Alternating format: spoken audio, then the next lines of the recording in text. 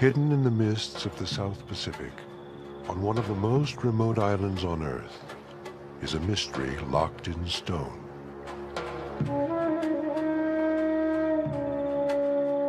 Giant human forms stand against the weathering of time.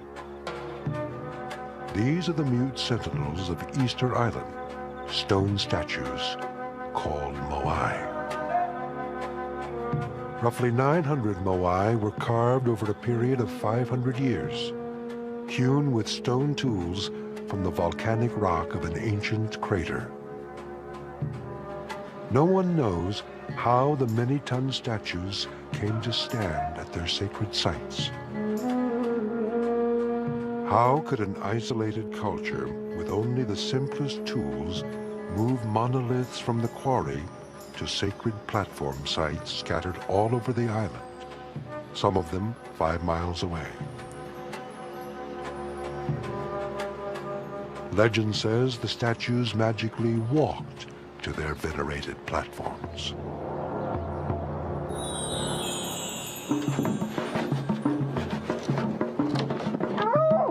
To penetrate beyond the myths, NOVA assembles a team of archaeologists, engineers, and the Easter Islanders themselves.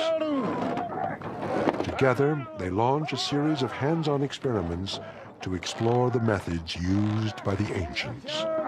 But no one anticipates the events that unfold. We want to go little by little.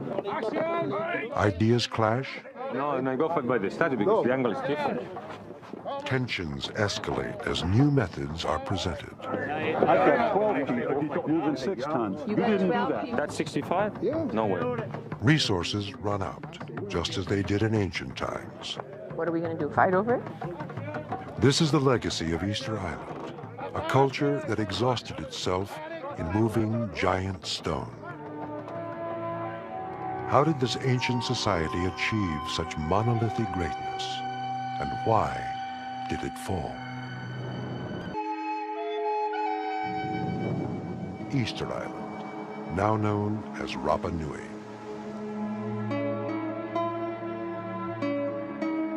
Today, treeless, windswept land rises from an infinite sea. Just 7 miles across, Easter Island is studded with volcanic craters which provide the raw material for the stone sculptures of the past. For 1,200 years, the island culture thrived in isolation. The population may have reached as much as 10,000. It was a closed society. As far as is known, nobody came to the island, and nobody ever left. There was no recorded history. And all that remains is a thin thread of oral tradition that is passed down through generations. We do know the ancient islanders feverishly expressed themselves in stone. According to island folklore, the moai are the spirits of powerful ancestors. They were raised on platforms called ahu, which were the centers for ancestral worship among the island's clans. But as population grew on the tiny island, conflict erupted between the clans. Food and timber were scarce. The people stripped the landscape of its once abundant trees. Today, only thin soils and exposed pastures survive. Could it be that this remote civilization ultimately destroyed itself over the moving and raising of their sacred moai? For decades, theorists have come to the island to try their hand at moving moai. In 1955, Norwegian archaeologist Thor Heyerdahl tried to drag a 9-ton moai on a small tree fork over the ground. The pulling method worked, but dragging a heavy statue is likely to damage the carved stone.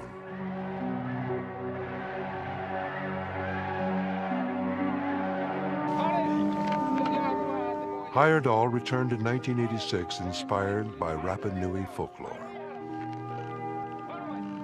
Legends say that the human statues walked across the island to their Ahu platforms through a spiritual power called mana. Heyerdahl tried walking the 9-ton statue by rocking it forward like a refrigerator. Although it works, the method is precarious on anything but level terrain.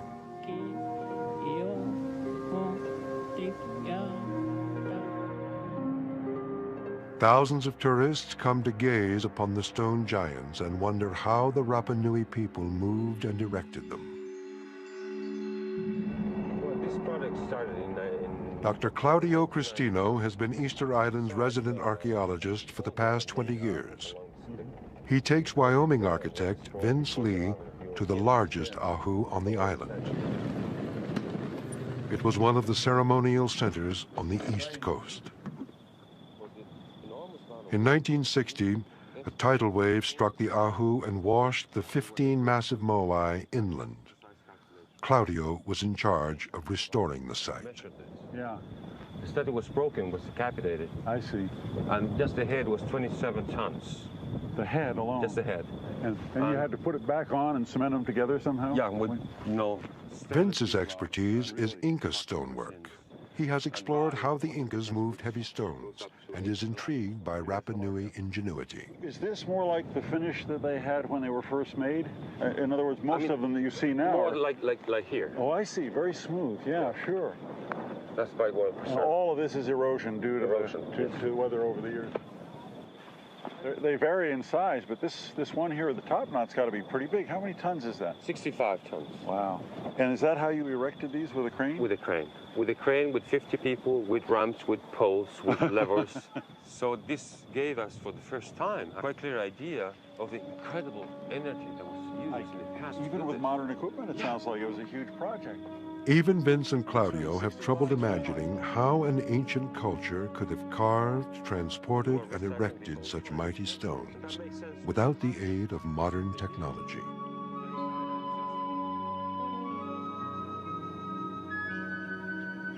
The meaning of the moai, to me, as an outsider to this island and to this culture, is ancestor.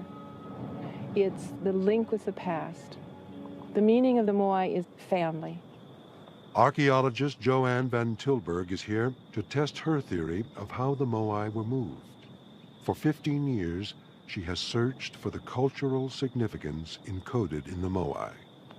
When Rapa Nui people look at these statues and think about these statues, they are to them as if they are indeed living beings. But with no written record left behind and only limited clues from archaeology, the question of how the Easter Islanders moved their moai remains elusive. Science and mysticism, religion, faith, archaeology, engineering, all of these things are trying to come together here to understand what, when you look at it, is a relatively simple object. It's big, there's no question about that, but it's so beautifully designed in its simplicity that it offers us the possibility of answer, and yet the answer is so deeply embedded in the culture, and much of that answer, unfortunately, has been lost.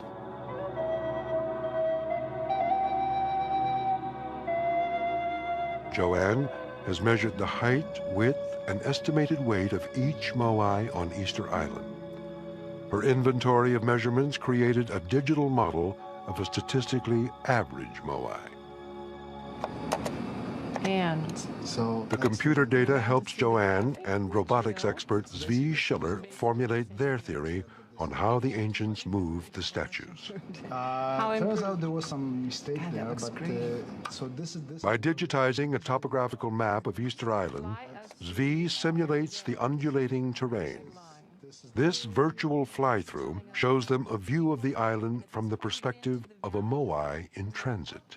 It's up and down. This is where we actually, this is the new part. And from this digital model, a full-scale replica will be made for experiments on the island. Joanne proposes laying the statue on a triangular-shaped sled and then pulling the moai and sled over logs that roll along wood tracks.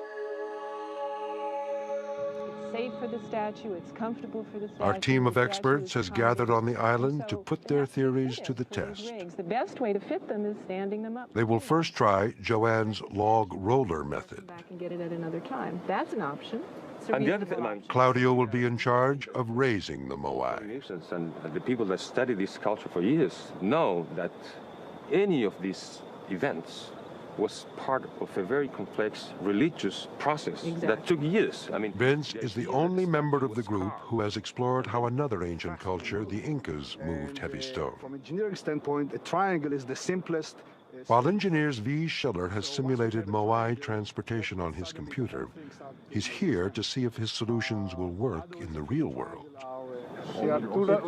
Rafael Rapu, a Rapa Nui sculptor, will be the foreman for the project. What's the height? we don't care. That's not important. That's not important. Joanne's architect husband Jan demonstrates Joanne's moai moving Before we method. do that, the tracks are a little bit of a... A triangular A-frame sled will be placed on logs that will roll over rails. And then you just pull this forward, and when you run out of a roller, we're going to put another one there. You run out of a roller. They have their method. Now they need a moai. A concrete mixture of sand and stone from the island is poured into a fiberglass mold scaled up from Joanne's digital model. It is as close as the team can get to using a moai without risking damage to an actual statue.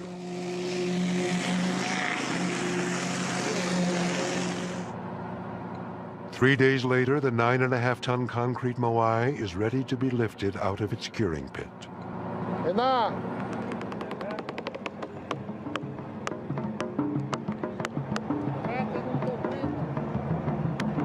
a wonderful thing to see this thing being born like this. Even with the aid of a crane, the moai is an unwieldy object. That's good. Drop it down and pull it back. Exactly right. Hey! Discussion. Now with this little roll. With a boom. He's going to do it with a boom.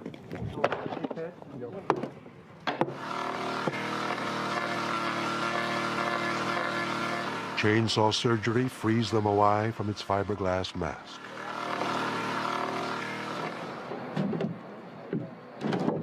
All right. Tip her over.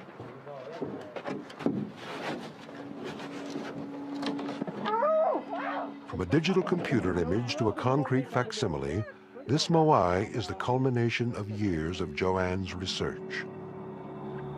People call me the mother of the moai, and right now I feel very fond of that object. So I can see how people would invest family histories and family traditions in something like this. It's very easy to do.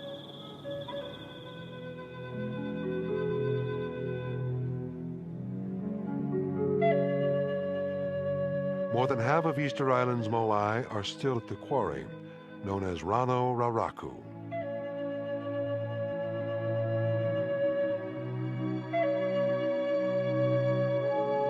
It is a mountain of hardened volcanic ash. Here the moai lie in various stages of production. Some half-carved, some on their backs, as if sliding down the quarry slope, and others buried from carving debris and erosion.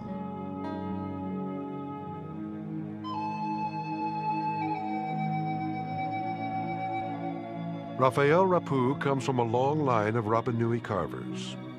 He takes local sculptor Santi Hito to the high slopes of the quarry to explain the techniques used by the ancient carvers. They sculpted moai from the bedrock using a stone tool called a toki. The largest moai on the island, named El Gigante, the giant, was never finished. Its partially carved figure provides a glimpse into how the moai were carved. Continuing the tradition of Rapa Nui master carvers, Rafael passes on the oral history to Santi. His words came from the elder people when he was a young boy. And so it transcends from them to him, as is right now. Like you can, witness how it transcends to me, and hopefully eventually to my kids and so forth.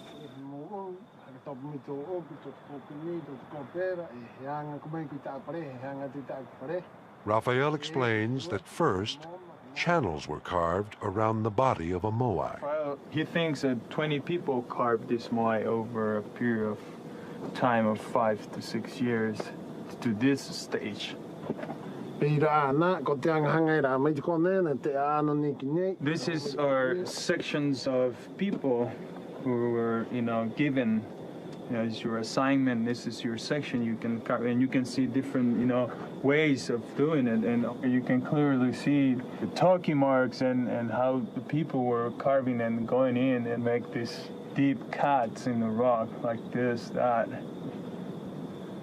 The channels reached around and eventually formed a boat-like keel until the statue could be snapped off and fully extracted. This quarry was established around 900 or 1000 AD. And for a period of at least 500 years, maybe a little bit more, most of the statues that we know about were made. Well, this is a large statue of over 100 tons. This massive statue was in the process of being moved downhill. It's already detached from the mother rock, and it's extracted from the quarry, and it will end at the foot of the hill into a prepare hole to put it in a vertical position. This monstrous monolith needed certainly hundreds of people to move them downhill, to transport them to distant sites all along the coast of the island. At the base of the quarry slope, the moai were erected in prepared holes so the carving could be finished. Immediately coming out of the quarry, they came down to a prepared hole, and you can see here the remains of the keel. The main purpose to put the statues in this hole was to finish this section, and they built a very sophisticated wooden frame that was attached to the statue while standing. Then probably using soil, dirt, this debris from the carving process, they built the mounts and the ramps to move it down slope. So actually, the statue will go face down, head first on top of the rig, and we start moving on these several roads along the coast of the island. The replica moai is brought in by truck and crane to the transport site. A traditional Polynesian ceremony called an umu tahu is held. The priest's blessing acknowledges that working around a multi-ton statue can be dangerous.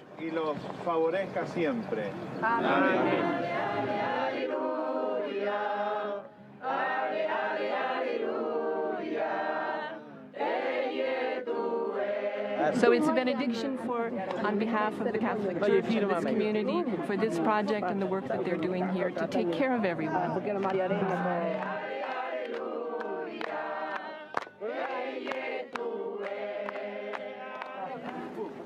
Joanne's A-frame sled is ready for the moai.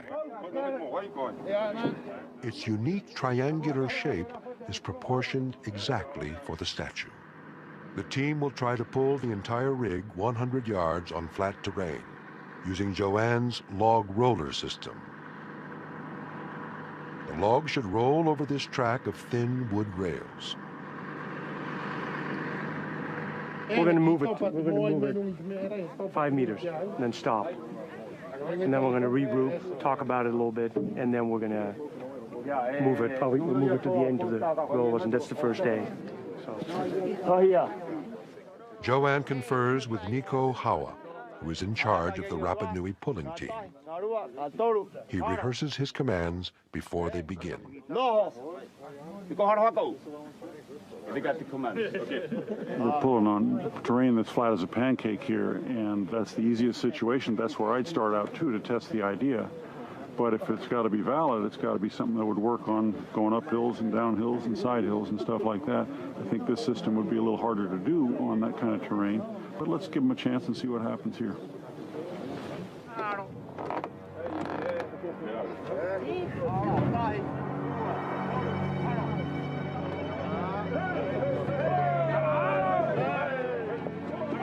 Surprisingly, the logs don't roll. They slide over the rails. Sliding doesn't roll. It rolled a little bit. It rolled a little bit. It will roll first and then slide maybe, but it slid first. We're getting all these beams in place. They're all crooked. They're all bunched up. They slid more on one side, and they stopped completely on another side. I don't know why. But now they got them all straightened out. I think we're just about ready to go again. The rollers tend to move like this, and they get stuck. So you can imagine that they had a big problem if they were going, you know, like in a very steep slope, over 5%. That would be a real problem. We tried rolling. They didn't roll. They all slid. 4 are bunched up here. 3 are bunched up there. We're now going to lash them, so we simply make a sled out of it. Well, you could see what happened when they started moving their sled. Their rollers went crooked and got all jammed up underneath the sled, so they're going to have to re-rig.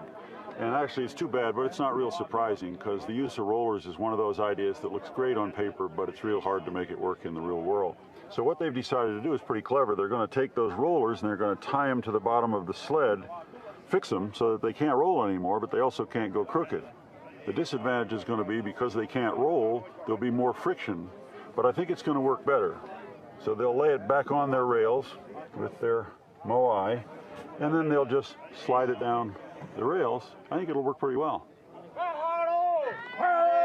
The hardest part is overcoming the inertia of 9.5 tons. Then the sled slides easily.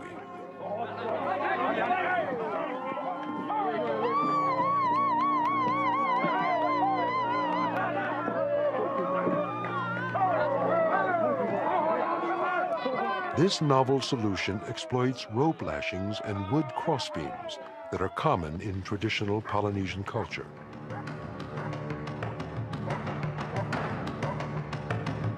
The people of the Pacific are intimately tied to the ocean.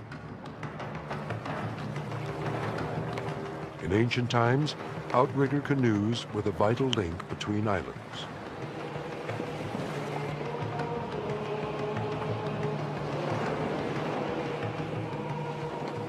The outriggers have 2 beams that extend from the side of the canoe to prevent it from capsizing.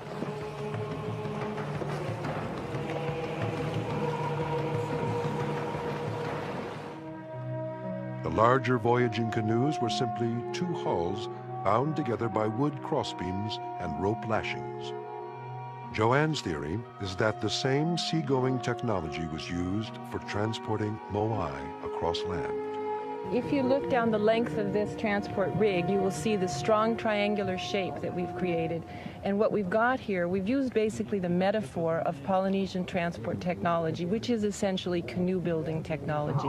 So this is a wood rig pegged and lashed in the same way that a large canoe might be lashed. The cross beams act almost as balance beams on an outrigger canoe.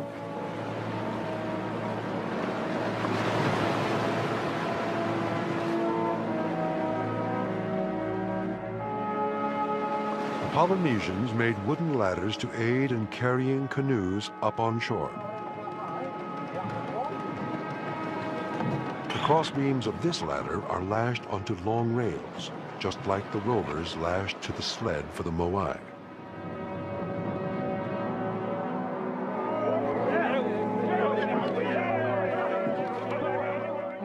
Is we've taken the canoe ladder concept, which is essentially rails and cross beams, with the Moai lashed to the cross beams, and we've just used exactly that technology, the canoe ladder, cross beams, rails, and it works like a charm.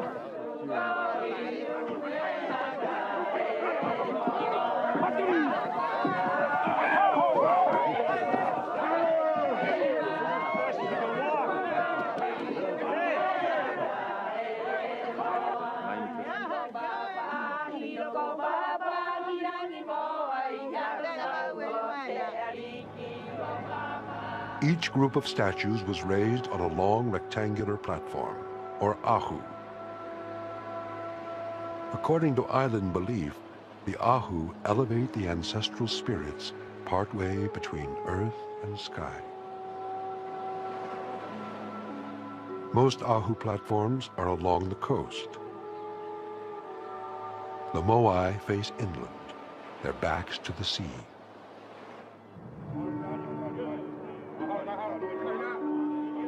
have the Moai facing inland on its ahu, the team resorts to modern machinery.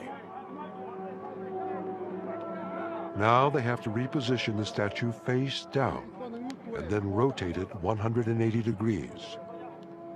Vince explains why. Well, everybody agrees, I think, that the Moai were quarried up on the side of the cliffs and were lowered down to the bottom of the slope facing out towards the ocean. And likewise, everybody seems to agree that once they got erected on the Ahu out at the seacoast, they were facing inland away from the ocean. So that means that there's one movement that you can't avoid making regardless of what transport method you use. Claudio thinks that the sled was fastened to the face of the Moai at the bottom of the quarry slope, and then the whole rig was lowered onto the ground for transport across the island. And if he's right about that, of course, it means that the Moai was handled face down instead of face up. But whether he's right about it or not, somewhere between the bottom of the quarry slope and the Ahu platform, this Moai has to be rotated 180 degrees so that once it's erected on the Ahu, it's facing inland away from the sea. Now repositioned face down, the Moai is rotated, but not with the tools of the ancients. You'll notice that the A-frame is now backwards from the way it was yesterday, which they did with a crane, but I mean, doing it with manpower would be somewhat of a project. It's just a shame to see all the tricky parts done with the crane, because pulling it on the level is not easy, but it's the easiest of all the moves you have to make. And that's the one we're getting to see.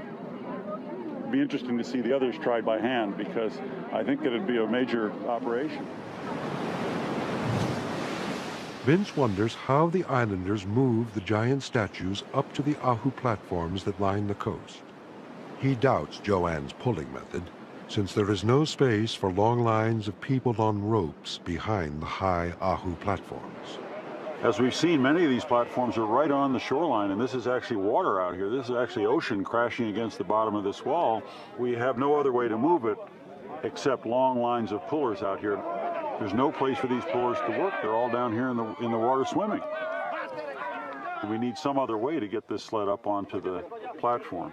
So watching that, it occurred to me that an improvement on this design that solves that problem would be a sled which has lots of crossbars on it so that you have many places to apply leverage. And that would, for example, enable you to get this sled up onto the platform here just using levers, and therefore nobody would be swimming out in the ocean. And incidentally, this sled works real well for the 180-degree rotation, which we've seen has to be done somewhere between the quarry and the Ahu platform. If all the guys on one side lever forward and all the guys on the other side lever back, as you can see, it quite readily rotates the sled the 180 degrees. Vince has been given one day, a half-carved stone of Raphael's, and a few leftover materials to put his new idea to practice. His sled is designed for levering a Moai forward when there is no room for long lines of people pulling on ropes. The lever was probably one of the first tools that primitive people learned how to use. It was really the only way they had to multiply the force of an individual person's muscle power. The crossbeams act as leverage points for the men to push against. Okay, what we're trying to do now is just demonstrate rotating the Moai on this sled. And by putting skids under and having the people on one side go to the rear, the people on the other side go to the front, and the people in front and back go to each side, as you see, we can rotate it. Okay. Well, I think it's an interesting experiment. The main problem we have here is that certainly the frame was, built without knowing the weight of the block. So certainly we have a problem there. It's tending to bend a lot. And it's not because the method doesn't work, it's simply because it was not carefully, designed for that block of rock. The bottom line here is it's not really demonstrating very much because the design of the frame is so inadequate that we can't really make a just extrapolation from what we're seeing. We are moving it with 14 guys, and it's a big rock, and I could hardly claim that because of that it's a successful experiment, but we've learned a whole lot of stuff. And I think we've shown that a small gang of people with levers can move a big rock. One thing that's kind of neat here, if you figure this thing weighs about 6 tons, we got 12 guys on it now, so each guy is moving 500 pounds of rock right now. Each individual man. It's not too bad. Can I make another point? I would say that to turn the Moai on the frame we designed doesn't require the intricate ladder that we have here. We could have done it in a simpler way. Vince's side experiment is beginning to raise the temperature and turn the archaeologists and engineers from critics to advocates of their own theories. Having 3 beams for rotation, the A-frame was just as fine, as good for the rotation part. Did you do a rotation with the A-frame? We didn't, but we could. We could. But you didn't? We did. You used a crane for it, if I recall correctly. We did exactly what the experiment required. Well, it may be. I'm just saying, it's easy to say it's perfect for it, but if you don't do it, you don't know. I said this was perfect last night, but now I've done it, and I say, whoops, maybe now you say it's not only not perfect, it's a mess. Look at it. Yeah. Look at that. That's a disaster. Let's not tear down anything. I'm just looking at the principles. The principles are that whenever... And by the way, I'd like to correct, to show you how poor an engineer I am, I'd like to correct a comment I made a moment ago on camera. I said each of these men was moving 500 pounds. If that's a 6-ton rock, each man is moving 1,000 pounds. Now you can call it poorly designed if you want, but you had 40 people moving 9 tons. I've got 12 people moving 6 tons. You didn't do that. You've got 12 people turning 6 tons. Well, we moved it too. You saw it. You saw it move. You saw it move. I did. Yeah. You're right. I saw it move. Congratulations. Well, sure. Could similar arguments have divided the ancient stone movers? The whole idea here, we're trying to move an 80-ton rock. You better make most use of your people. And did the early islanders fight over the politics of moving sacred stone? During the 1600s, life on Easter Island was in crisis. The island had become overpopulated with thousands of people, all competing for the dwindling supply of food. Warfare broke out. And in the ensuing power struggle, there was growing rivalry to carve larger statues to appropriate the spiritual power of Mana. When the whole society embarked in this religious sculpture compulsion, reducing the amount of people that was actually producing food, for example, creating some sort of imbalance that at the very end led to a crisis and to the collapse of the whole culture. Resources were quickly disappearing. The last precious trees were cut down as the demand for timber to raise and transport Moai escalated.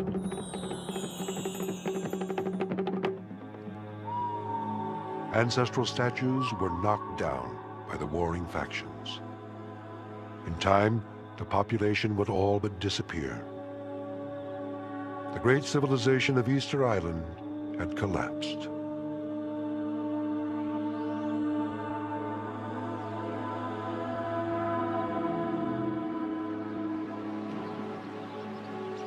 A fallen Moai lies beside a stone ramp leading to an Ahu platform. Claudio walks along the back wall.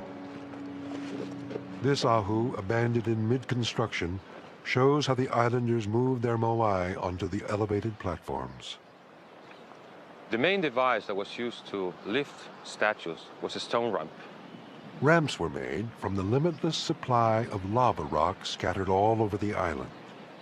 Ascending the stone incline, a Moai would finally arrive at its high pedestal stone, which often overlooked the sea. This statue was going to be placed in that Ahu using the ramp just described, and we know that the process was never finished because the eye sockets were never opened.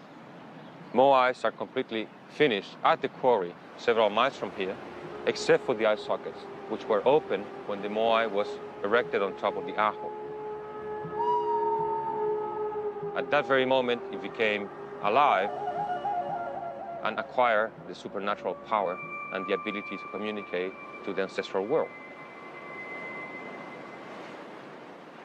At the beginning of another day of testing Joanne's Moai transport theories, Vince surveys the ramp that was made for the experiments. So Claudio, the way I get it, the platform out at the end where those guys are standing is what remains after the project, but this is just a construction ramp, is that right?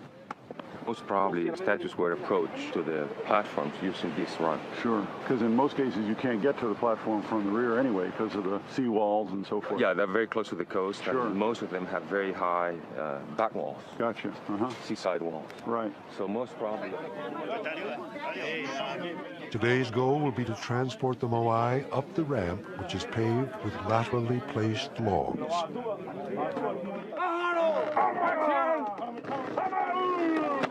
They start on flat terrain in front of the ramp.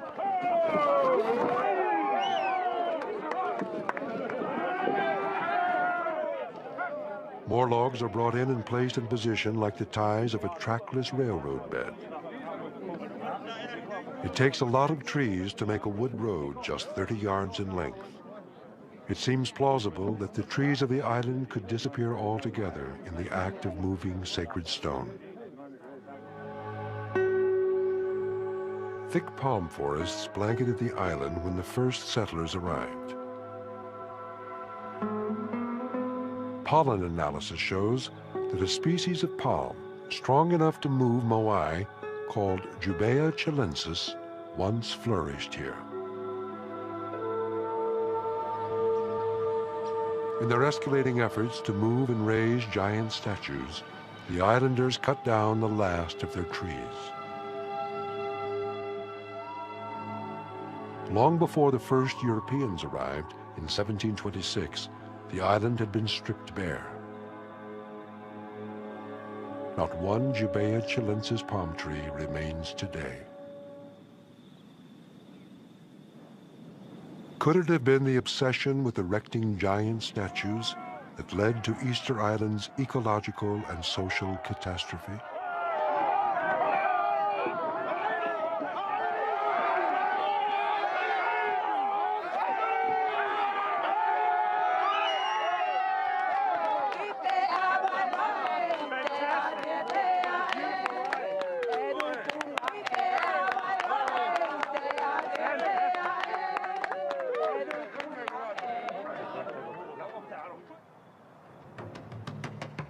The next day, the team faces the challenge of moving the Moai the last 6 feet to the pedestal stone. Joanne's team will now test a different method that gives extra mechanical advantage to the Moai movers. The team has been reduced to 20 people. They've actually done something quite clever here. What they've done now is they've tied the rope from the sled to a lever, a big lever beam, and they've got a big crew over here pulling the lever beam with a rope attached much higher on the pole. And the reason that's so smart is because they get a huge mechanical advantage. In order to move the sled 1 foot here, they'll have to pull 4 feet here, but they'll pull with 4 times the force. So in effect, it's like quadrupling the number of people pulling on the load. So as they pull the pullers back here, they basically have 4 times the force working on the sled by doing it this way.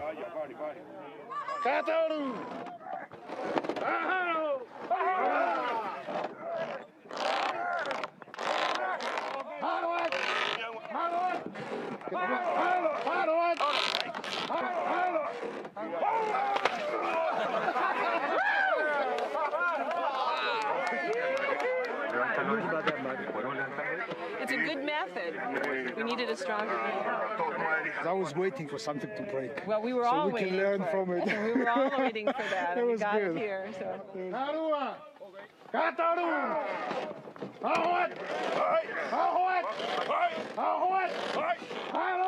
With a smaller workforce, it has taken an entire day to move the final 6 feet.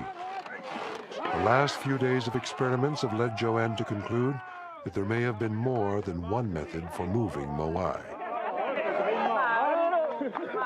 I have learned that the statues lend themselves very well to manipulation. They're well balanced, they're well designed, you can attach rigs to them, you can change them. I think people would think on their feet and develop methods for moving these statues that were adapted to each individual statue.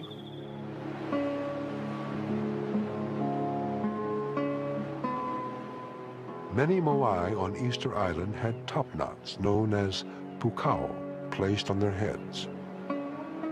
They are thought to signify the headdresses that Rapa Nui chiefs wore. Red cylindrical pukao lie near the fallen Moai all over the island, and they were carved from this ancient quarry of red scoria stone.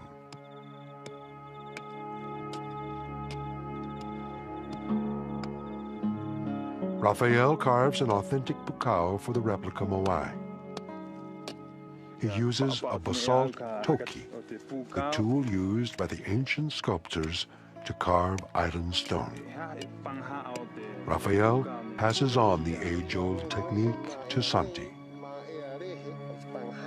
Raphael says it is the scoria rock which is used to make the pukao because it is light and people are able to take this pukao across the island to different sites and place it on top of the Moai. Rapa Nui society supported specialist craftsmen. The master carvers held an elevated status in the community. So there were master carvers who were dedicated to just carve pukaos.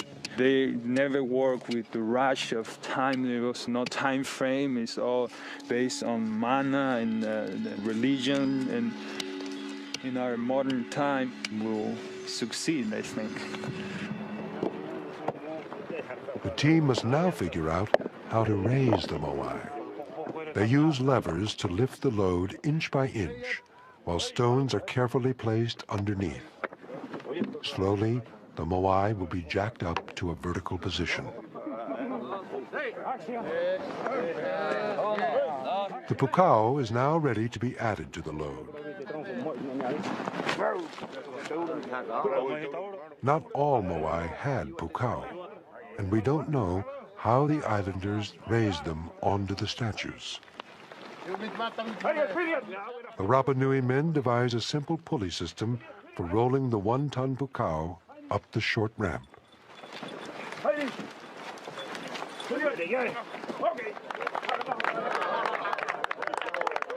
Pukao and Moai will now be joined together by rope and secured for the raising. Tomorrow we'll see them levering it up, how easy it really is, and it should go very quickly. I think this is the way it was done.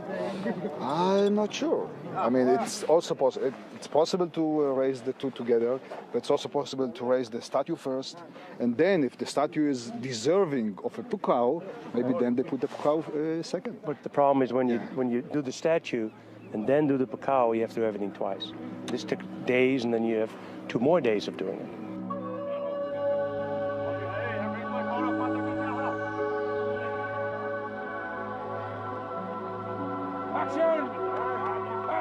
Claudio is the archaeologist in charge of the raising. He hopes the Moai will be raised in 1 day. By 3 o'clock, it's going to be very high, but 4 o'clock it should be up. 5 o'clock. It's not a promise. So now those logs now are not. The work takes on its own rhythm, and a steady stream of ideas come from the onlooking experts. 3 points at least. I mean, the wood is helping. It's in good position now.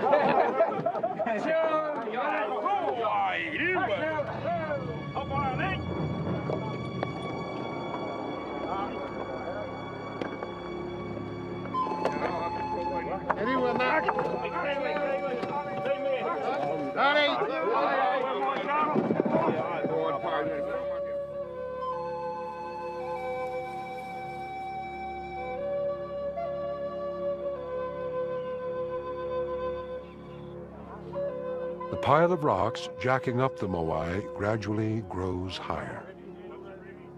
Zvi measures the team's progress by calculating the Moai's angle of incline.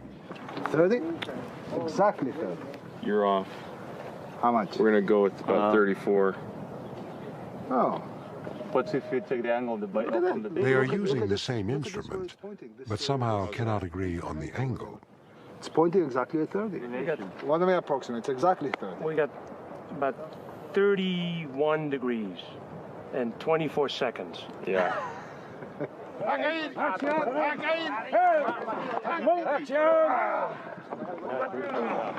Now really moved. From about 30 degrees, we're now approaching probably 40. And at 45 it will be much lighter. So now it's really going to go up very fast.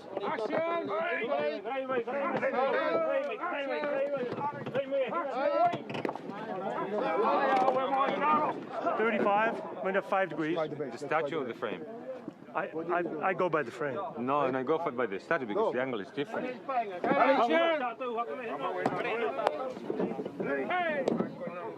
I'm reading about a little bit over 40, maybe 42. But pretty soon, one more time, we'll be up at 45.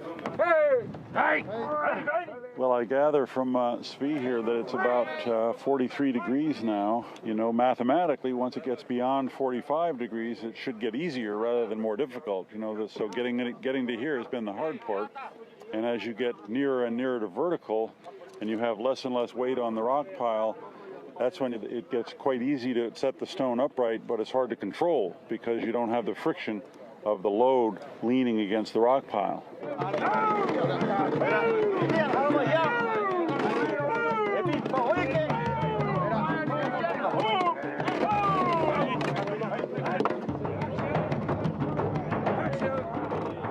With a growing rock pile to clamber over, the men find the work tricky and the Moai unstable. Zvi becomes even more interested in their rate of progress. 49.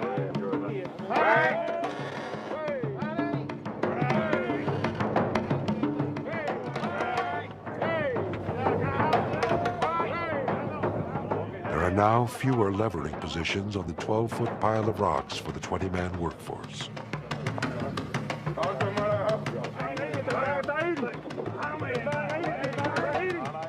They must all find a place on just 3 levers. And with the daylight fading, the work will have to continue in the morning. My biggest concern now is that because we're running out of light, and it's quite late, and the Moai moved a little bit to the right, we have to be very careful because that's the critical angle. We might lose the statue. So we have to secure everything tomorrow, put it straight, and control these rocks around it so that the people will work safely at the same time. But it will happen. I mean, it's not a problem. That's just a little disruption in the general process. But it's going to go up, no problem.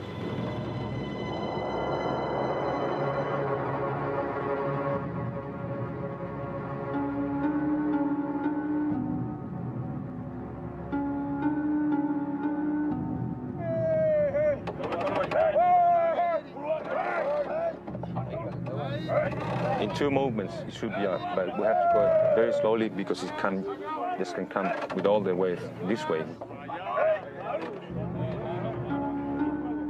But certainly, this is the most critical point. 61, approximately.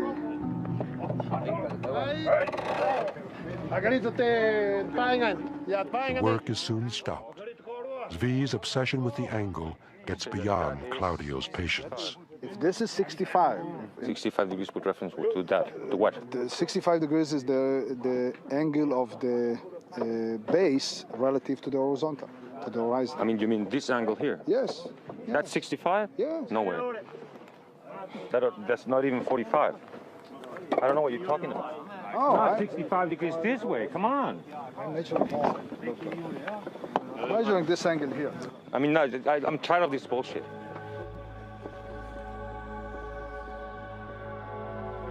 It is a simple misunderstanding. Shit. Great efforts will often bring out great passions.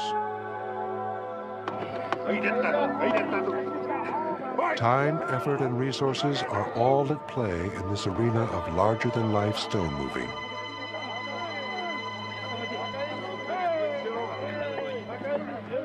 It is a delicate moment. It must be played out with brute force. Claudio and Raphael watch for signs of twisting.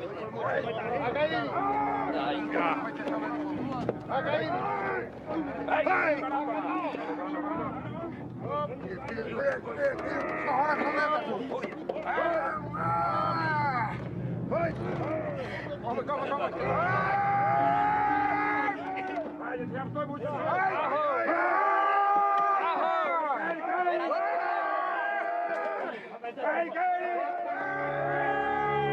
may never know how the Moai were moved or raised, but by a revealing stroke of fate, the methods tested here have taught us as much about ourselves as about the ancient Rapa Nui.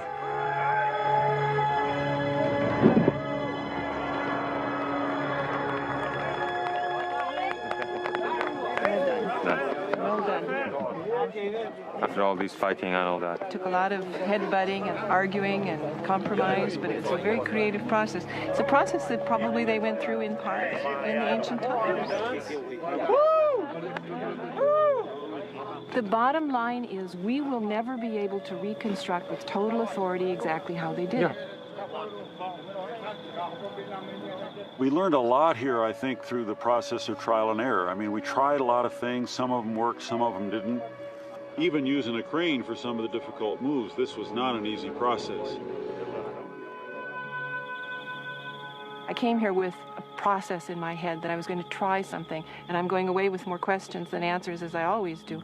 But it wasn't until I saw all the people lay hands on this statue, which started out as nothing more than a cement piece, did I understand fully what it means for a statue to take on cumulative history of all of our efforts.